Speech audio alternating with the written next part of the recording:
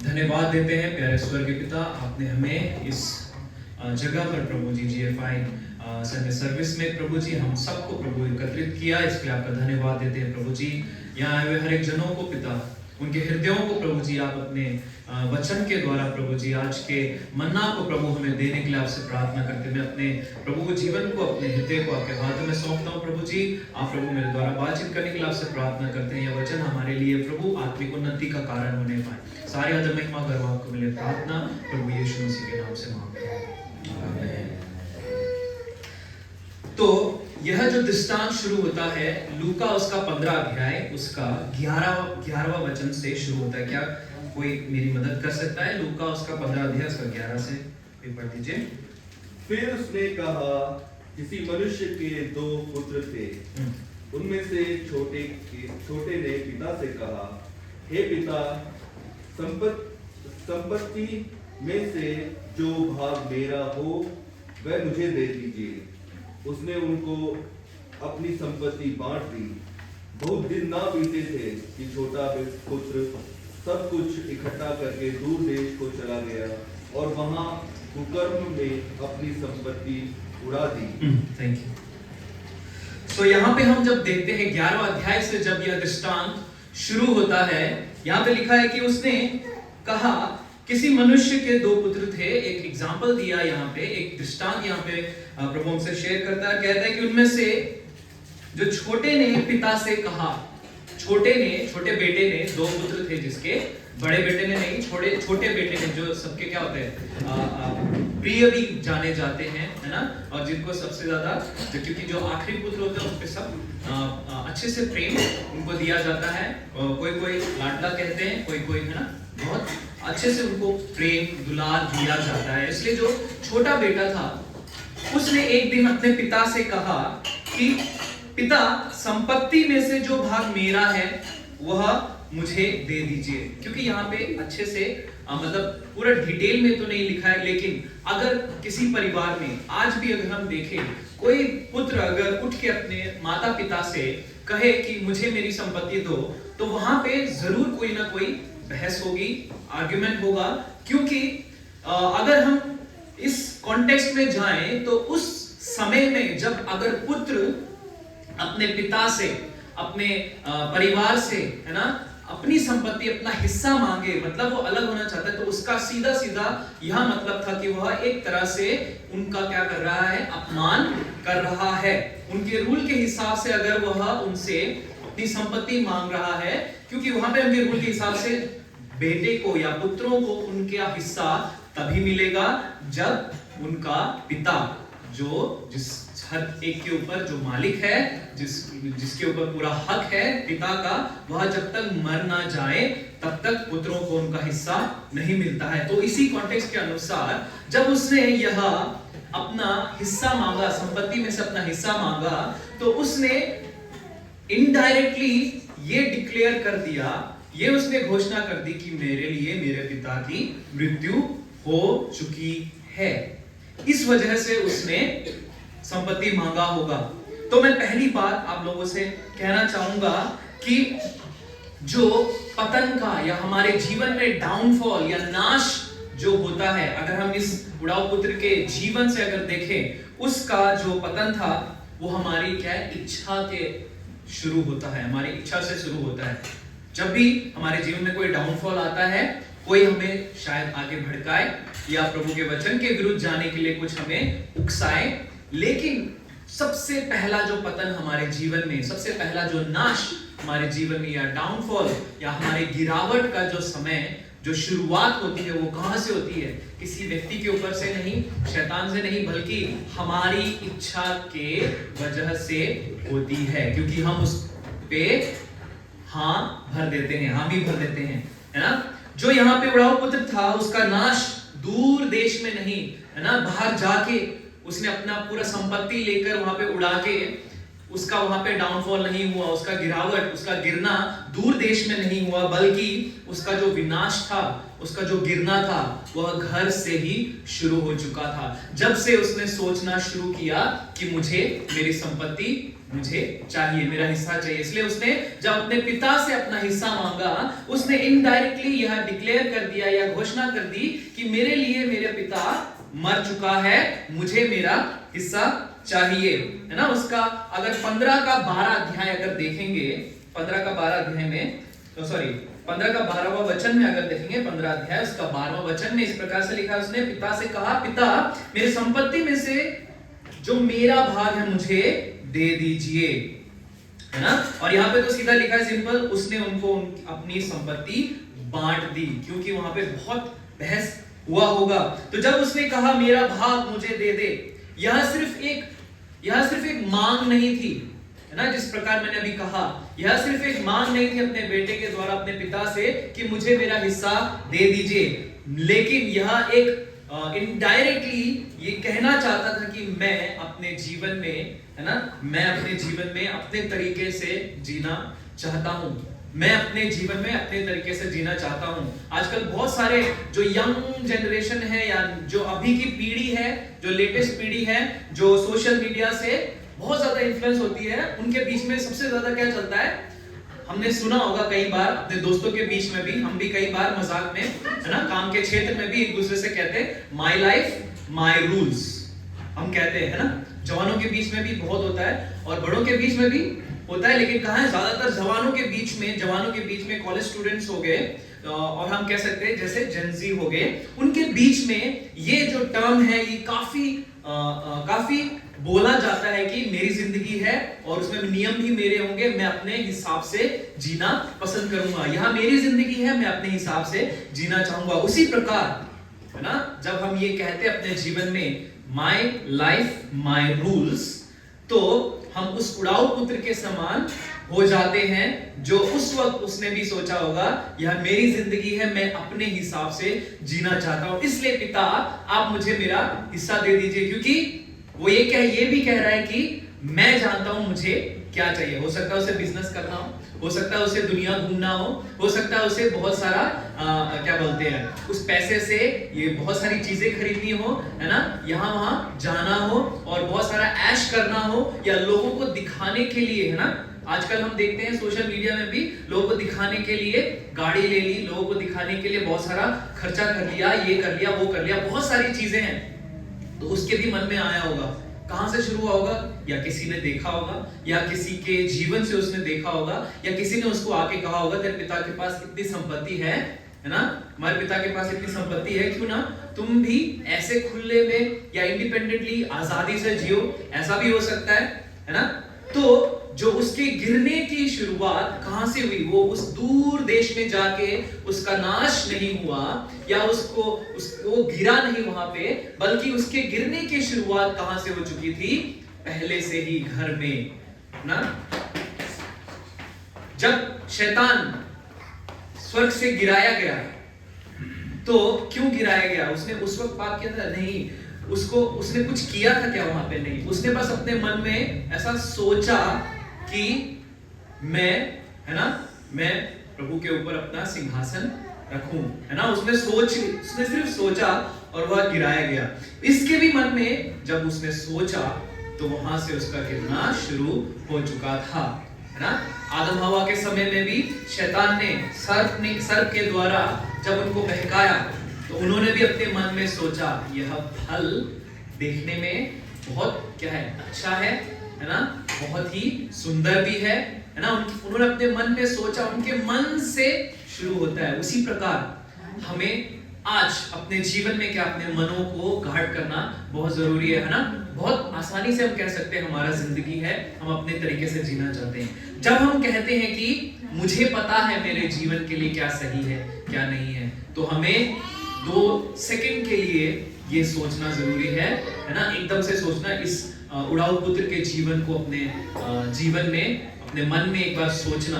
जब हम ये कहते हैं मुझे पता है मेरे जीवन के लिए क्या सही है क्या गलत है, और जब हम ये कहते हैं कि मैं इंतजार नहीं करना चाहता, मुझे अभी के अभी यह आशीष चाहिए, मुझे अभी के अभी अमीर बनना है, मुझे अभी के अभी ये सब चीजें चाहिए, मुझे अभी के अभी गाड़ी चाहिए, घर चाहिए, ये चाहिए, वो चाहिए, मुझे अभी यह डिसीजन लेना है।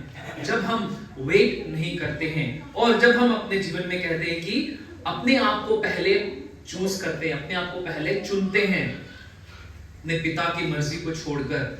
जब हम ये सारी चीजें अपने जीवन में कई बार सोचते हैं या करते हैं तो हम कहीं ना कहीं परमेश्वर की इच्छा को पीछे कर देते हैं। हम भूल जाते हैं कि प्रभु की इच्छा हमारे जीवन में क्या है। हो सकता है उस उड़ाऊ पुत्र के पिता ने अपने बेटे के लिए इससे भी बहुत अच्छा सोचा होगा, है ना, बहुत अच्छा सोचा होगा, उसके लिए एक अच्छा सा घर या उसके लिए आगे जाके उसके लिए अच्छा फ्यूचर के लिए, है ना, काफी उनके पास जमीन जायदाद होती है, खेत होते हैं, उनके पास भेड़ बकरियां गाय बैल सब होते हैं, तो काफी उसके पिता ने सोचा होगा। लेकिन उससे पहले ही जब उसने मांग लिया संपत्ति तो क्या है, जो पिता की इच्छा थी वो पीछे होगी। उसी प्रकार जब हम कहते हैं मेरी जिंदगी मैं अपने जीवन अपने मर्जी से जीना चाहता हूं, तो हम पिता की इच्छा को, परमेश्वर की इच्छा को पीछे कर देते हैं। इसलिए याद रखें इस पहले पॉइंट से, परमेश्वर की इच्छा हमेशा हमारी भलाई के लिए होती है, हमारी उन्नति के लिए होती है। और जब हम अपने जीवन में जिद करते हैं, हमारा जो जिद है, हमारा जो अंदर का जो अहम है मैं, जब हम करते हैं वो हमें क्या है, नुकसान की ओर ले जाती है। दूसरी बात यहाँ पे 15 अध्याय उसका 13 वचन जब हम पढ़ते हैं वहां पे लिखा है, बहुत दिन ना बीते थे कि छोटा पुत्र सब कुछ इकट्ठा करके दूर देश को चला गया और वह कुकर्म में अपनी संपत्ति उड़ा दी। मेरे साथ आप दोहराएं, कहे वह दूर देश चला गया और उसने कुकर्म में अपनी संपत्ति उड़ा दी, अपनी सारी संपत्ति उड़ा दी। जो भी उसने संपत्ति लिया था, वहां पे ये नहीं लिखा है कि जो उसके पास मुद्राएं थी, पैसा था, लेकिन उसके पास जो एसेट था उसके पास, है ना। यहाँ पे लोगों के पास पैसा होता है तो उसको खर्च करते हैं, जब खर्च खत्म हो जाता है तो थोड़ा ठहर जाते हैं, है ना। कोई अपना जमीन जायदाद भी गिरवी नहीं रख देता या फिर जमीन जायदाद भी उसको उड़ा नहीं देता है। लेकिन यह व्यक्ति, यह जो पुत्र था उस व्यक्ति का, उसने क्या किया, दूर देश जाके अपनी संपत्ति भी उड़ा दी। और किस कामों में उड़ा दी, लिखा है वहां पे साफ साफ, कुकर्म में, गलत कामों में, गंदे कामों में। जब हम आगे पढ़ते हैं वहां पे पूरा अच्छे से लिखा है ना। और यहाँ पे जो परमेश्वर का वचन हमसे कहना चाहता है, पैसा या संपत्ति बर्बाद करने से पहले वह सबसे पहले उसने क्या गलती किया, वह पिता की उपस्थिति से दूर चला गया। जब उसने संपत्ति ली, वह पिता की उपस्थिति से दूर चला गया, दूर देश में चला गया, है ना। जब अगर हम देखेंगे वह पिता के उपस्थिति से या पिता के घर से दूर चला गया, अब रोज पिता से मिलना नहीं, अब रोज पिता से बातचीत खत्म हो गया, है ना। पिता कैसा काम करता है वो सब कनेक्शन चला गया, पिता किस तरह से उनका, क्योंकि हम जब एक परिवार, एक छत के नीचे रहते हैं, हमें पता है हमारे माता पिता या भाई बहन कब उठते हैं, क्या करते हैं, किस प्रकार वह अपने जीवन का पूरा शेड्यूल उनका जो सुबह से लेकर शाम तक होता है हमें पता होता है ना। लेकिन जब हम अपने घर से दूर रहते हैं, बात कम हो जाती है। आजकल कम्युनिकेशन के बहुत रास्ते, लेकिन वह घर छोड़कर चला गया था, इसलिए बातचीत खत्म, वहां ना फोन है, ना चिट्ठियां हैं, ना कुछ है, वह उससे दूर चला गया। अब ना वह पिता का चेहरा देखता है, ना भाई बहनों का चेहरा देखता है, भाई का चेहरा देखता है, ना दास दासियों का, ना उसके घर में क्या बिजनेस चल रहा है, किस प्रकार से आशीषें आ रही हैं, वह नहीं देख रहा है। उसी प्रकार हम इसको अपने जीवन में ये आज देखना है। जब हम पिता की उपस्थिति से, पिता की उस रोशनी से, पिता के उस फेलोशिप से जब हम दूर चले जाते हैं, तो अब हम ये नहीं जानते कि पिता किस प्रकार काम करता है। हम और पिता से दूर होने की वजह से उससे कम्युनिकेशन नहीं है, किसी से अगर बातचीत नहीं है तो उनके साथ धीरे धीरे प्रेम भी क्या होता है, कम होता रहता है। किसी के साथ जब हम दूरी बना देते हैं, उनसे बातचीत नहीं करना, उनके साथ दूर रहना है, तो हम क्या धीरे धीरे हमारा क्या है, ह्यूमन नेचर इस प्रकार से है, मनुष्य का स्वभाव इस तरह से है, जिनसे हम इतना बात नहीं करते, उनके साथ हम इतना करीब भी नहीं हो पाते हैं, है ना। तो यह पुत्र ने भी क्या किया, दूर देश चला गया। अब ना उसको कोई रोकने वाला है, ना कोई टोकने वाला है, वह अपनी मर्जी से जी रहा है, जहां पैसे लगाने चाहिए वहां नहीं लगा रहा है, जहां पे नहीं लगाने चाहिए वहां पे लगा रहा है, जहां पे खर्च नहीं करने चाहिए वहां पे खर्च कर रहा है, क्योंकि उसको कोई देखने वाला नहीं, रोकने वाला नहीं है ना। आज वो जितने भी जो अभी यंग जनरेशन है, मैं उनसे भी कहना चाहूंगा कि जब हम कई बार हमारे माता पिता हमें रोकते हैं, यहाँ नहीं लेना या फिर यहाँ नहीं लेना, फालतू खर्चे नहीं करना, एक तरह से यह जो बाउंड्रीज होती है हमारे जीवन में, यह हमें क्या करती है, हमें बर्बाद होने से या हमारे पैसे खत्म होने से क्या करती है, हमें बचाती है। क्यों? क्योंकि वह हमसे बेहतर जानते हैं। उसी प्रकार पिता हमारे जीवन के लिए भलाई वो जानता है, इसलिए जब वो पिता से दूर हो गया, हम जब पिता से दूर हो जाते हैं तो हमें नहीं पता है हमें जो प्रभु ने आशीष दी है उसको किस प्रकार इस्तेमाल करना है। जब हम प्रभु की उपस्थिति से दूर हो जाते हैं, हमारे जीवन में क्या आता है? सबसे पहला, लेस प्रेयर लाइफ, है ना, प्रार्थना कम हो जाती है। और हम जब प्रार्थना कम होने की वजह से हमारा जो जीवन जो है वो बहुत ही क्या हो जाता है, खतरों से भरा हो जाता है। दुश्मन मतलब जो शैतान है वह क्या है, बहुत ही उसके लिए क्या होता है, हमारे लिए, हमारे जो जीवन में उसके लिए क्या हो जाता है, दरवाजे खुल जाते हैं। हमारा जो एक सुरक्षा है, जो प्रभु की सुरक्षा है, जो उपस्थिति से ही दूर चले गए हैं, तो सुरक्षा भी हमारे जीवन में कम हो जाती है। और जब हम पिता से दूर हो जाते हैं तो हम उस पिता की आइडेंटिटी में नहीं, है ना, हम अपनी आइडेंटिटी, हम अपनी पहचान, जो पिता में हमारी पहचान है, हम उसे भी खो देते हैं। इसलिए याद रखें कि हमारा गिरना या हमारा जो कोई भी व्यक्ति बैकस्लाइड जब होता है, वह एक दिन का प्रोसेस नहीं है, उसमें काफी समय लगता है, वह धीरे धीरे होता है। हम भी कई बार हो सकते हैं धीरे धीरे, अगर आज भी हम अपने जीवन को टटोल के देखें कि कहीं ना कहीं अगर हम भी धीरे धीरे बैकस्लाइड होते जा रहे हैं, है ना, तो आज प्रभु आपको पुकारता है और कहता है कि परमेश्वर के करीब आओ, क्योंकि उसकी जो उपस्थिति है, उसके साथ रहना, उठना बैठना, वो हमारे जीवन में क्या है, एक मजबूत सुरक्षा लेकर आता है। और जब हम तीसरी बात यहाँ पे हम जानेंगे उसके जीवन से, उसका 13 और 14 वचन में, कोई पढ़ दीजिए, 13 और 14 में। बहुत दिन ना बीते थे कि छोटा पुत्र सब कुछ इकट्ठा करके दूर देश को चला गया और वहां कुकर्म में अपनी संपत्ति उड़ा दी। जब वह सब कुछ खर्च कर चुका तो उस देश में बड़ा अकाल पड़ा और वह कंगाल हो गया। जब वह सब कुछ खर्च कर चुका, तब उस देश में बहुत बड़ा अकाल पड़ा और वह कंगाल हो गया। सभी कहे कंगाल हो गया। कंगाल हो गया मतलब उसके पास अब कुछ भी ना खाने को है, ना पीने को है, कुछ भी नहीं है। बाहर जाके ट्रेड करने के लिए भी कि मैं बाहर जाके कुछ चावल पानी या फिर कुछ खरीदूं कि खाऊं। कंगाली का मतलब है अब उसके पास कुछ भी नहीं है, कपड़े भी मुश्किल से उसके पास होंगे कि वो बदल सके, है ना।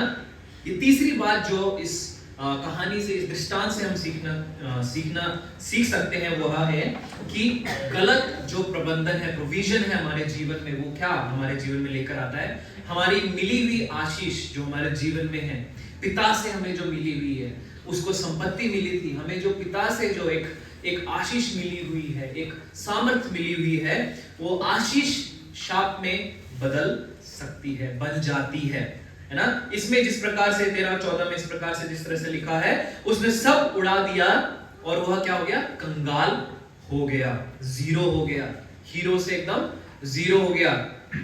पिता जो उसका पिता था उसने उसे सब दिया था, उसका हिस्सा सब दिया, उसके पास संपत्ति थी, पैसा था, है ना। संपत्ति जब कहते हैं, संपत्ति में दास भी आते हैं, संपत्ति में दासी भी आते हैं, संपत्ति में हर एक तरह के जानवर जो उनके पास, जो उनको पालते हैं, वो सब भी आते हैं। तो अब उसके पास वो तक नहीं रहा कि कोई उसकी सेवा करे, या उसके पास कोई भी अनाज तक नहीं रहा कि वो उससे कुछ बेचकर या बना के खाए।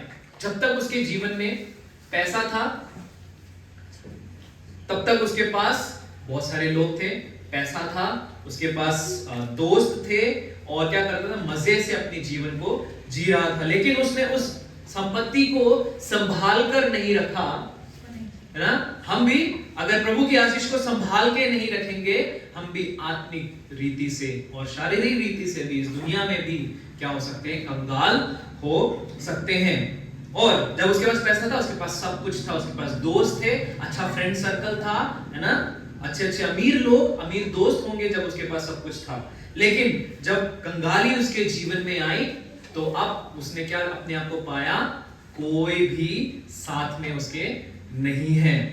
आज भी खास तौर पे जब मैं स्कूल में भी पढ़ाता हूँ या जब दो स्टूडेंट्स के बीच में ज्यादातर प्रॉब्लम क्या होती है, वो ज्यादातर आजकल जो जवान लोग हैं या बच्चे लोग हैं, वो क्या अपने जीवन में अटेंशन सीकर ज्यादा है, वो अपने जीवन में अटेंशन ज्यादा पाना चाहते हैं। उनको ये डर है कि कहीं मैं लेफ्ट आउट ना हो जाऊं या फिर अपने फ्रेंड्स के बीच में से वो मुझे अपनाए ना, ऐसा उनको डर होता है। बहुत सारे बच्चों के जीवन में, बहुत सारे जवानों के भी जीवन में ऐसा होता है कि वो कहीं, उनके जीवन में एक डर होता है कि मैं कहीं एक अपने फ्रेंड सर्कल के बीच में फिट होने की चक्कर में वो क्या करते हैं, प्रभु का इनकार कहीं ना कहीं कर देते हैं। इनकार किस प्रकार से, अगर हम प्रभु की ज्यादा बातें करते हैं तो हमारा फ्रेंड सर्कल हमें क्या करता है, हमारा मजाक उड़ाने लगता है, हमें कहता है कि बहुत प्रभु की बातें करता है ना, वेरी गॉडली कहते हैं, है ना। तो उसी शर्म की वजह से कई बार हम अपने फ्रेंड सर्कल के बीच में प्रभु की बात करने के बजाय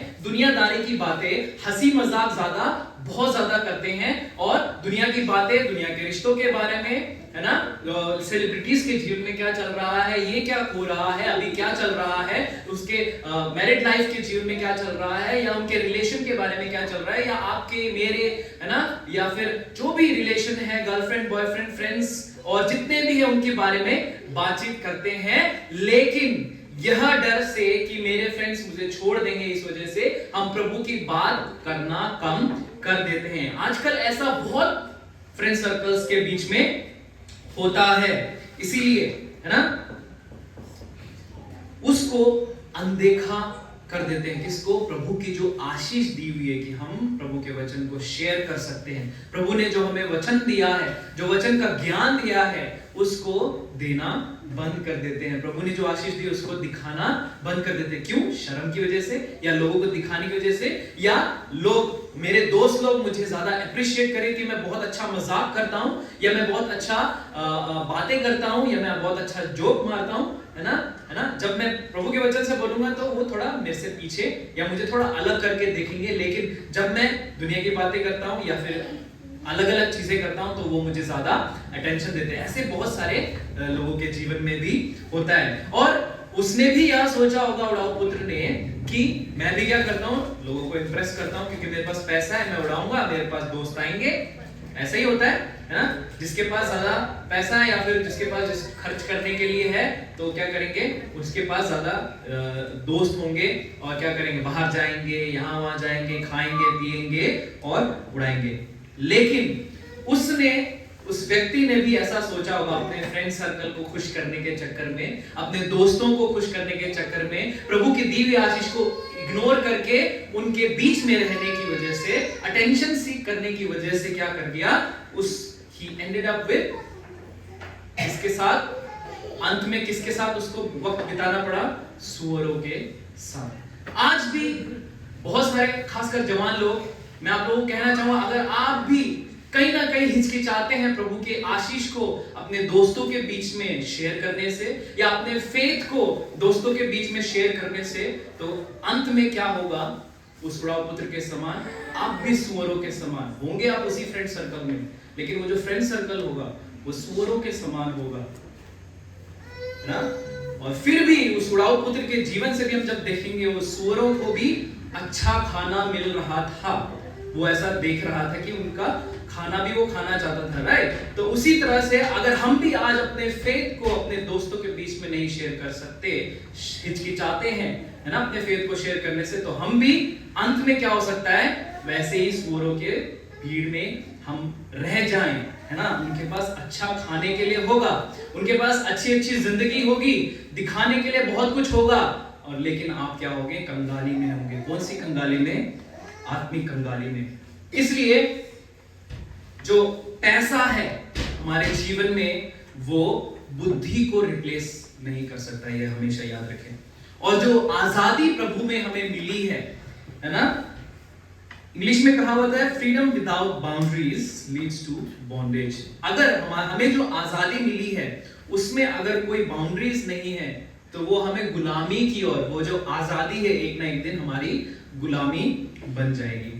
और अगली बात, जो सबसे खास बात मैं आप लोगों के साथ शेयर करना चाहूंगा इस दृष्टांत में, लूका उसका 15 अध्याय उसका 17 वचन में इस प्रकार से लिखा है, जब वह अपने आपे में आया, वह अपने आपे में जब उसको होश आया, अब उसको रियलाइज हुआ, अब उसको रियलाइज होने लगा है कि मैंने गलत किया है, पश्चाताप है ना। चौथी बात जो मैं आप लोगों के साथ शेयर करना चाहता हूं, वहां पे लिखा है चौथी बात जो है, जो हम सीख सकते हैं वो है पश्चाताप, जो है एक ही रास्ता है हमारे जीवन में, हमारा जीवन अगर सब कुछ सही करना है तो।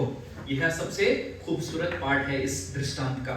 उसने वह लिखा है कि यह लिखा है कि वह अपने आपे में आया, है ना, उसने रियलाइज किया अपनी गलती को, उसने अपनी गलती को रियलाइज किया, उसने देखा, उसने जाना, परखा और अपने एक्सेप्ट किया अपनी गलती को। उसने समझा कि मैं एक गलत ट्रैक पर हूं, मैं गलत रास्ते पे हूं, मुझे यहां नहीं होना चाहिए।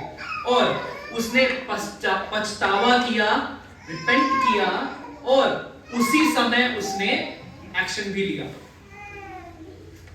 जान रहे अभी, उसी समय उसने पछताया और एक्शन लिया। कई बार हो सकता है हम अभी भी ऐसे फेज में हो सकते हैं कि हम पछता रहे हो, रोज पछता रहे हो कि हम अपने जीवन में बहुत सारी गलती, गुनाह किए हो सकते हैं, लेकिन अभी भी क्या पता हम सिर्फ उस रिपेंट वाले फेज में हो, लेकिन अभी एक्शन अभी तक हमने लिया नहीं। एक्शन क्या लिया? उस व्यक्ति ने अपने पिता के घर वापस जाने का उसने फैसला लिया। जब हम अपने जीवन में अगर हम उस फेज में हैं कि अभी भी हम उस रिपेंट वाले फेज में अगर जी रहे हैं तो अभी एक्शन लेना जरूरी है। सही मन फिराना या सही मन फिराव किसको कहते हैं? अपनी, मेरे पीछे बोले गलती मानना, दीन होना मतलब नम्र होना और लौटने का फैसला करना। हाँ, ये जो तीन चीजें हैं वो हमें क्या है? पछतावा, मन फिराने को कहते हैं। सबसे पहला क्या करना? अपनी गलती को मानना है ना। हम इस फेज में हो सकते हैं, बहुत सारे लोग हो सकते हैं अभी हम अपने जीवन को, यहाँ पे कोई नहीं जानता, सिर्फ आप और प्रभु आपका जानता आपका जीवन किस प्रकार से है ना। मैं और मेरा प्रभु जानता है मेरा जीवन कैसा है। तो हो सकता है मैं, हो सकता है आप, हो सकता है यहाँ पे जितने लोग हैं है ना जो सुन रहे हैं वो अभी गलती मान रहे हैं अपनी, लेकिन अभी उस गलती में ही है, अभी कुछ एक्शन नहीं लिया है। दूसरा, दीनता। जब हम अपनी गलती मानते हैं है ना, जब हम अपनी गलती मानते हैं। ऐसा कोई व्यक्ति देखा है, जैसे कोई स्टूडेंट हो गया या कोई भी व्यक्ति है, कोई चोरी में पकड़ा गया या कुछ है, वो गलती में पकड़ा गया तो फिर वो बोले हाँ मैंने गलती किया, तो क्या वो गलती मानना कहते हैं? या जो व्यक्ति गलती है या जो व्यक्ति गिल्टी है ना, जिसने गलती किया है, उसका सिर क्या होगा? झुका होगा। वह नम्र तरीके से जिसने उसको पकड़ा है उससे बात करने की कोशिश करेगा ताकि उसको दंड ना मिले या उसके ऊपर कोई ज्यादा कोई कार्रवाई, बड़ी कार्रवाई ना हो, है ना। उसी प्रकार से जब अपनी गलती मानते हैं, प्रभु मैंने आपके विरुद्ध पाप किया है, हमारे जीवन में क्या आता है? दीनता आती है, ना कि घमंड। और तीसरा, उसी वक्त उसने क्या किया? फैसला लिया। उसने क्या फैसला लिया? अगर हम आगे जाके पढ़ेंगे तो 17-18 में, मैं अब उठकर अपने पिता के पास जाऊंगा और उससे कहूंगा कि पिताजी, मैंने स्वर्ग के विरोध में और तेरी दृष्टि में पाप किया है।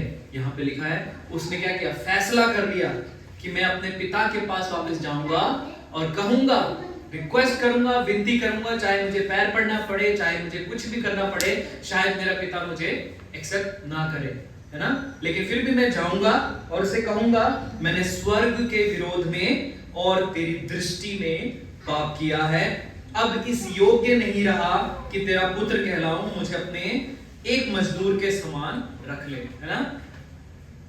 उसने उसी वक्त फैसला किया। जब हम पछतावा करते हैं अपने जीवन में, अगर आप अभी भी पछतावे के फेज में हैं तो आज मौका है, अभी फैसला लेने का, वापस पिता के घर में जाने का, वापस पिता के पास जाकर, है ना, वह आपको जरूर एक्सेप्ट करेगा। और जो आखिरी बात है मैं आप लोगों को बताना चाहूंगा वो है पिता के हृदय के बारे में।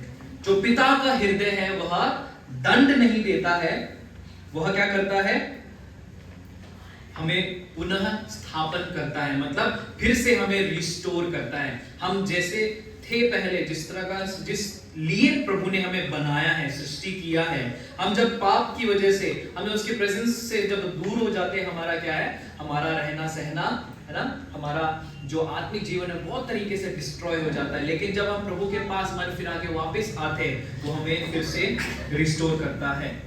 लूका उसका 15 अध्याय उसका 20 वचन में इस प्रकार से लिखा है, जब वह वापस गया अपने पिता के पास, तब वह उठकर अपने पिता के पास चला।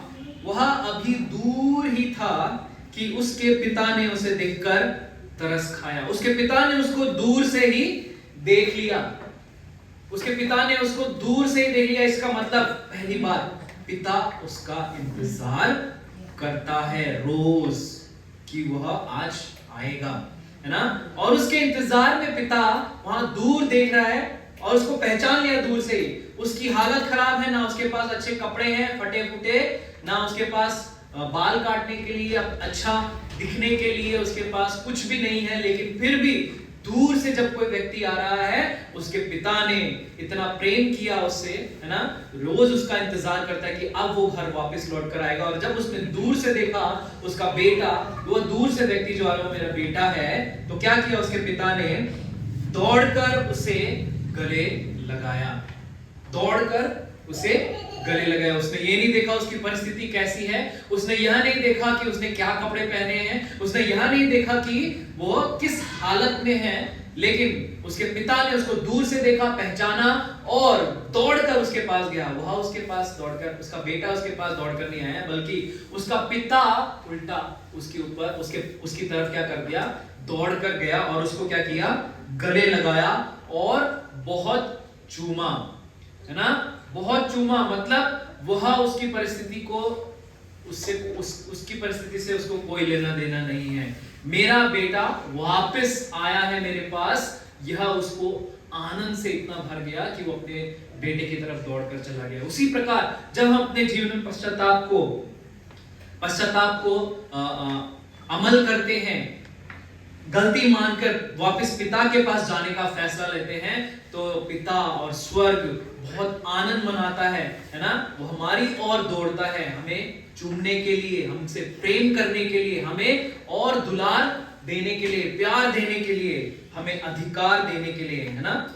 जब हम आगे पढ़ेंगे तो उसको वापस उसको सब बेटे होने का अधिकार उसको मिला है। हमारा जो परमेश्वर है ना, एक पिता या परमेश्वर हमें क्या करता है, पछताने वालों की ओर क्या करता है, सबसे पहले वह दौड़ता है। वह उन लोगों को ज्यादा पसंद करता है जो लोग पछताते हैं अपने जीवन, अपनी गलतियों को लेकर। दूसरा, वह हमें शर्म नहीं बल्कि हमें क्या देता है, सम्मान देता है। अगर आप पिता के पास है, वह सब कुछ देखेगा, है ना। जब हम पिता से दूर होते हैं, हमारे जीवन में शर्म हो सकती है। शर्म मतलब कोई भी ऐसा शर्म वाली बात हमारे जीवन में हो सकती है, लेकिन जब पिता के पास होते हैं तब वह हमें क्या देता है, सम्मान देता है। और पिता परमेश्वर हमें क्या देता है, मृत्यु नहीं देता, हमें जीवन देता है।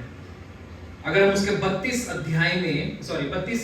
वचन में जंप करेंगे, 15 अध्याय उसका 32 में इस प्रकार से लिखा है, 31 से, उसने उससे कहा, पुत्र तू सर्वदा मेरे साथ है। जो बड़ा बेटा था, उसने जब देखा कि उसके छोटा भाई वापस आया है और उसको इतना सब कुछ फिर से उसको मिल रहा है, सब कुछ उसके लिए आनंद मनाया जा रहा है और उसको वापस एक्सेप्ट कर रहे हैं, तो उसका बड़ा जो बेटा था वो गुस्सा हो गया था। क्यों, ये तो पूरा संपत्ति लेकर चला गया था, आपके संपत्ति को लात मार के, या फिर आपको, है ना, इस घर को लात मार के वो तो सारी संपत्ति लेके चला गया था, सब कुछ उसने गलत कामों में उड़ा दिया, अभी कंगाल हो गए, वापस आए और आप उसको एक्सेप्ट कर रहे हो, यह सोच के उसको गुस्सा आ गया तब, है ना। और कह रहा था कि उसने यह भी कहा था कि जब हम 29 में पढ़ते हैं, देख मैं इतने वर्ष से तेरी सेवा कर रहा हूं, बड़ा बेटा कह रहा है, मैं इतने सालों से आपकी सेवा कर रहा हूं और कभी भी तेरी आज्ञा नहीं टाली, मैंने कभी आपको निराश नहीं किया, तो भी तूने मुझे कभी एक बकरी का बच्चा भी ना दिया, है ना, बकरी का बच्चा भी नहीं दिया, लेकिन कि मैं अपने मित्रों के साथ आनंद करता, है ना, आपने मुझे अभी तक ये इतना नहीं दिया कि मैं जाके अपने दोस्तों के बीच में आनंद करूं, परंतु जब तेरा यह पुत्र जिसने तेरी संपत्ति वेश्याओं में उड़ा दी है आया, तो उसके लिए तूने पला हुआ बछड़ा कटवाया, है ना, वह गुस्सा हो गया, है ना, आज तक आपने मुझे एक बछड़ा नहीं दिया ताकि मैं दोस्तों के साथ जाके ऐश करूं, दोस्तों के साथ जाके मैं खाऊं, लेकिन आज वो वापस आया और अपनी सारी संपत्ति कहां, वेश्याओं में, गलत कामों में उड़ा दी, और जब वापस आया तो उसके लिए पला हुआ क्या कर रहा है, बछड़ा कटवा रहे हो। तो पिता ने उससे क्या कहा, पुत्र तू सर्वदा मेरे साथ है। एक लेसन ये यहां से हमें ये भी मिलता है, हम जो प्रभु में बने गए हैं, जो प्रभु में आ चुके हैं, प्रभु ने हमें बचा लिया है। कई बार जब कोई व्यक्ति उद्धार पाता है ना, उद्धार पाता है, उसके जीवन में आशीषें हम देखते हैं, बहुत सारी आशीषें कलीसिया की ओर से हो, प्रभु की ओर से हो, तो हमें भी उस बड़े पुत्र के समान यह गुस्सा या जलन नहीं होना है कि उसको ज्यादा क्या कहते हैं, उसको ज्यादा आशीषें मिली है, या उसको ज्यादा भाव मिल रहा है, या उसको ज्यादा ध्यान कलीसिया दे रही है, या कुछ हो रहा है ना, क्योंकि पिता यहाँ पे साफ साफ कह रहा है, तू सर्वदा मेरे साथ है, और सबसे खास बात कहता है, जो कुछ मेरा है वह सब तेरा ही है ना, वो कहता है जो कुछ मेरा है वह सब तेरा ही है। अगर वो कंप्लेन कर रहा है, तूने मुझे बछड़ा नहीं दिया, मैं जाके अपने दोस्तों के साथ खाऊं, पिता कह रहा है ये तो तेरा ही है, तू क्यों नहीं गया, किसकी गलती है ना, घर छोड़ के जाने के लिए नहीं कह रहा था, वो कह रहा था अगर ये घर में जो कुछ भी है वो तेरा है, अगर तू अपने दोस्तों के साथ खाना चाहता था यहां से लेकर जा सकता था, है ना, लेकिन घर में बना हुआ था, है ना, सर्वदा मेरे साथ है, जो कुछ मेरा है वह सब तेरा ही है, परंतु अब आनंद करना और मगन होना चाहिए, अब तुम्हें और ज्यादा मगन और ज्यादा आनंद होना चाहिए, करना चाहिए, क्योंकि यह जो तेरा भाई है, मेरे साथ कहे मर गया था, मेरे साथ सभी कहे मर गया था, फिर जी गया है, खो गया था, अब मिल गया है। बहुत सारे लोग इस दुनिया में भरे पड़े हैं जो अभी भी पिता की उपस्थिति से दूर गए और मर गए मतलब आत्मिक रीति से अब मर गए हैं। लेकिन यह सबसे बड़ी आनंद की बात है पिता के लिए कि वह जब वापस आएंगे, जो मरा हुआ व्यक्ति है आत्मिक जीवन में मर गया, प्रभु की उपस्थिति से दूर चला गया, वो मन फिरा के वापस आया, मर गया था, अब क्या कर गया है, जीवन को पा लिया है, पिता के पास वापस आ गया है, खो गया था अब वापस क्या हो गया है, मिल गया है ना। परमेश्वर या जो स्वर्ग है वो सजा देने में आनंद नहीं होता, उसको बिल्कुल अच्छा नहीं लगता कि मेरे बेटे या मेरी बेटियों को सजा मिले, मेरे बच्चों को सजा मिले, उसमें बिल्कुल आनंद नहीं है। हाँ, उसने एक ऐसा रूल सेट किया है कि अगर हम उसके वचनों में नहीं चलेंगे, है ना, तो हमें दंड जरूर मिलेगा, लेकिन वह ये नहीं चाहता, वह उसने हमें दंड पाने के लिए नहीं बनाया। लेकिन जो परमेश्वर और स्वर्ग है वो किस चीज में आनंद होता है, जब कोई व्यक्ति मन फिराता है, अपने सारी गलतियों को मानकर, दीन होकर प्रभु के पास वापस आता है। तो इस कहानी से हम 5 बातों को हमने सीखा। सबसे पहला कि जो पतन है हमारे जीवन में, गिरना, वह क्या है, हमारी इच्छा से होता है ना। और कब शुरू होता है, हमारे मन से, हृदय से शुरू होता है। इसलिए अपने हृदय को, है ना, बहुत सारे लोग कहते हैं फॉलो योर हार्ट, अपने हृदय को सुनो और उसकी करो, दिल की सुनो, है ना। लेकिन वचन कहता है बहुत बार अपने हृदय को क्या करो, गार्ड करके रखो, उसको संभालो, है ना, दिल की नहीं सुनने को। इसलिए जब दिल की सुनते हैं या मन की सुनते हैं तब क्या है, कई बार हम पाप में गिर जाते हैं। जो दूसरी बात हमने यहाँ पे जानी वह ये थी कि पिता से जो दूरी है वो हमारे जीवन में क्या है, एक डाउनफॉल को लेकर आता है। जो तीसरी बात हमने जानी वो है गलत मकसद या प्रभु की दी हुई आशीष जो है, अगर हम उसको सही रीति से यूज नहीं करेंगे तो वो क्या कर देंगे, आशीष श्राप में बन जाएगी।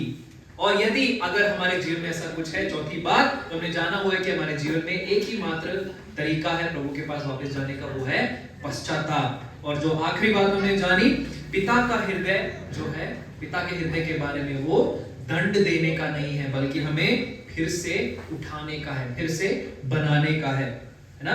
इसलिए अगर अभी भी आप पश्चाताप में हैं या पश्चाताप कर रहे हैं या गलती मान रहे हैं तो उसमें डिले मत कीजिए, देरी मत कीजिए एक्शन लेने में, है ना। पिता के पास वापस जाएं, प्रभु की उपस्थिति से दूर नहीं जाना है, अपनी मर्जी से पहले प्रभु की मर्जी को जानना है। और यदि आपने गलती किया है और इसके पछताने में डिले नहीं करना है, अभी उसको देरी नहीं करना है, झट से एक्शन लेना है, प्रभु के चरणों में वापस गिरकर उससे क्षमा मांगना है। और अगर कोई भी अगर अभी भी प्रभु से दूर है, या आपके दोस्तों में या आपके परिवार में या आपके सोसाइटी में, आपके घर के आसपास, आपके पड़ोस में कोई भी है, तो उनसे कहें या अपने लिए भी कह सकते हैं, प्रभु आपका इंतजार कर रहा है। वो आपके द्वार पे खड़े होकर, आपके हृदय के द्वार पे होकर खड़े होकर क्या करता है, आपके लिए खटखटाता है। सवाल ये है कि आप उसके लिए द्वार को खोलते हैं या नहीं है। अभी भी अनुग्रह मिल रहा है, अभी भी अवेलेबल है, इसलिए प्रभु को ढूंढे, प्रभु के पीछे पीछे जाने, है ना। वचन इस प्रकार से कहता है, वक्त रहते समय प्रभु के पीछे दौड़ो, प्रभु को ढूंढो, है ना। ये इस ताक में नहीं रहना है उस उड़ाऊ पुत्र के समान की।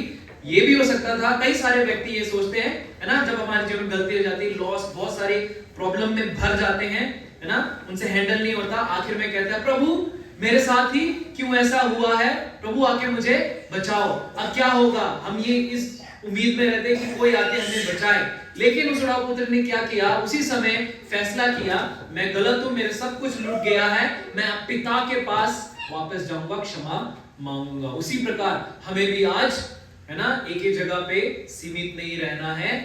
अगर हमारे जीवन में कोई डाउनफॉल आया है, अभी समय है प्रभु के पास वापस जाने का, पिता के पास वापस जाने का। आपको जरूर पिता आपकी ओर दौड़ता हुआ मिलेगा, आपको गले लगाएगा और फिर से वो आपको पुत्र की अंगूठी देगा, मतलब फिर से अधिकार, आपको उसका बेटे होने का अधिकार फिर से देगा, आपको गले लगाएगा और स्वर्ग में आनंद मनाया जाएगा। प्रभु इस वचन के द्वारा हम सबको आशीष दे।